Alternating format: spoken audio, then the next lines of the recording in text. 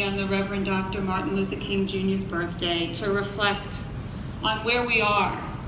How have we performed based on his aspirations for our country? And it gives us pause, it gives us reflection. You know, these movements take time, change takes time, but we're also reminded that sometimes change can happen in an instant, in one way or the other. I'm reminded when I sit in rooms like this, that rooms like this cause change to happen more closely to an instant, because I see so many people here who are so committed to this ground-up movement, who actually put themselves in close proximity to the issues that they want to change. So I know that we have some real systemic problems that we need to fix in our country. I'm reminded of those problems every single second of the day, actually. But I'll tell you, what gives me hope is being in rooms right back home in my community.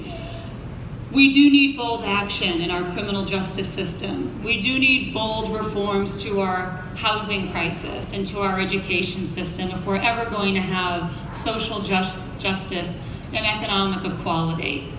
I'll tell you one thing that galvanizes my freshman class and the women who are all coming to Washington at the same time, and that's, you know, a white woman today only makes 83 cents on the dollar to her male counterpart. That number drops to 65 for black women and 59 for Hispanic women. Those inequalities are unconscionable. And that is precisely where we need to do more as a community, to elevate those stories and not stop until we change and make equality our new normal. I had the privilege of seeing Bryan Stevenson speak just a couple of weeks ago. And for those of you who don't know Bryan Stevenson, there isn't a person in our country right now, possibly in the world, who is working harder to reverse, you know who he is,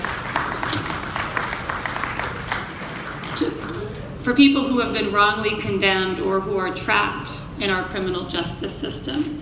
And what he reminded me is the solutions never happen at a distance from the problem. You have to be willing to put yourself in close proximity to the people you want to help. Sometimes that's uncomfortable, and sometimes that's inconvenient, but that's exactly what defines us as leaders. And so, obviously, I take enormous hope in the class I get to work with, the most diverse class that's ever been elected to this U.S. Congress.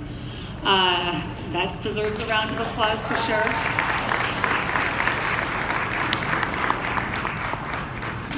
But more importantly, to the activism that I see in this room that helped us achieve that. So we have to keep the movement alive even when it's not an election year. It's our responsibility to elevate the discourse, to stay in close proximity to the people who need it most.